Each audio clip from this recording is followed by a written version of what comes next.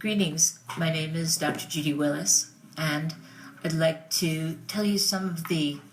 reasons that I'm excited about participating in EduWeek and some of the reasons why I've made a life change. For example,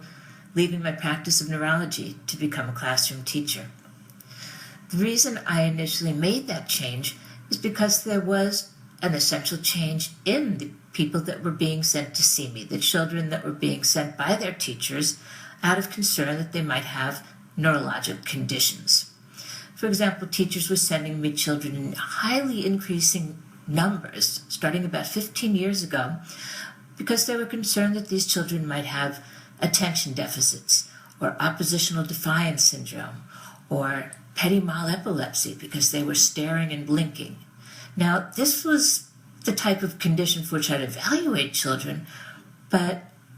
the number that were being referred to me starting about 15 years ago increased dramatically.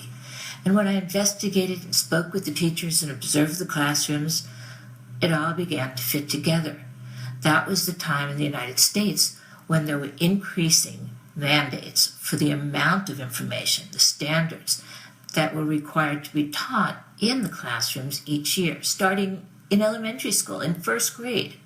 So teachers and administrators were faced with this huge burden of the quantity of material students needed to master and ultimately, a few years later, be tested on,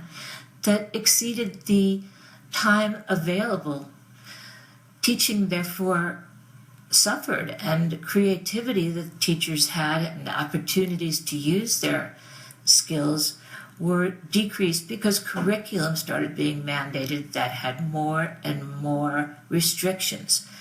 The quality of instruction became more focused on memorization, directed lecture, drills. And this was not because the teachers or administrators felt this was the right way,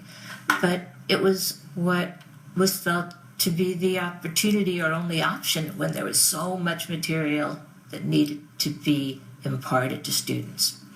Well, the outcome that I was seeing in my practice were children who showed signs of stress, and the stressors were evident, and their responses to stressors, particularly in the classroom, and to a lesser degree, but also evident when they would be at home involved in homework. And I realized that the stressors of frustration and boredom and the wiping out of the joy of learning and the failure for kids to be able to be engaged in learning through curiosity, but instead by drill and forced rote memorization, was something that I felt I could make a difference and influence. My thoughts were that because as a neurologist I had a strong background in things like memory and how the brain processes information, I felt that I had the opportunity, if I became a classroom teacher and received the training, I could take what I know in neuroscience and see if it worked applying it to students in the classroom. And that's what I did. I stopped my practice of neurology after 15 years and returned to university, where I obtained my teaching credential in Master of Education. I then went on to teach for the next 10 years, 2nd grade, 5th grade, and ultimately 7th grade mathematics. During that time, I was delighted by the power of neuroscience to shine light and suggest strategies from education that would be most correlated with the neuroscience research that was increasing in quantity and with more specificity thanks to neuroimaging.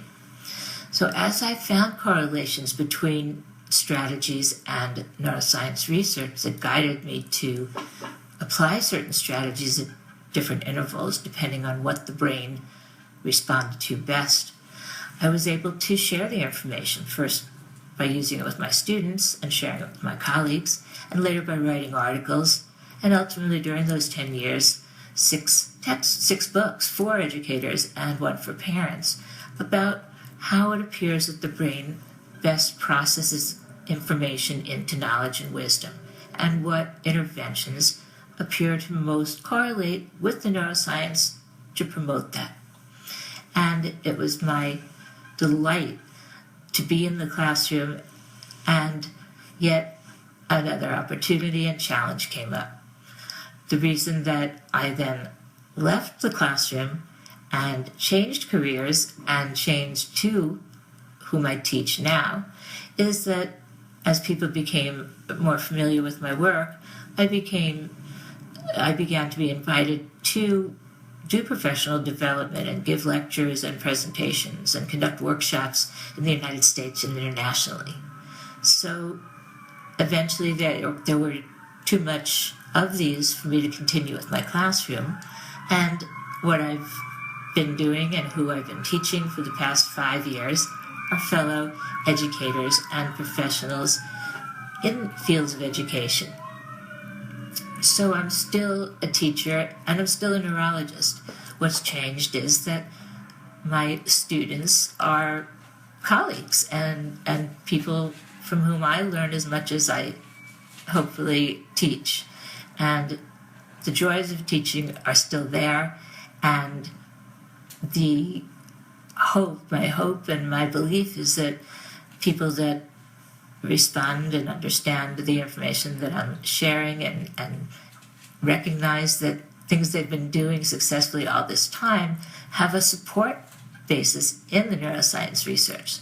that those people have gone out and used these neuroscience correlations to further augment what they've been doing so successfully, and that through those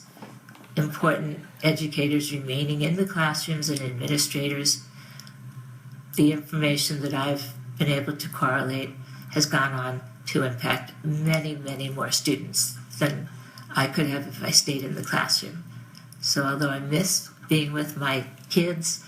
I enjoy sharing what I know with people who share it with more and more students.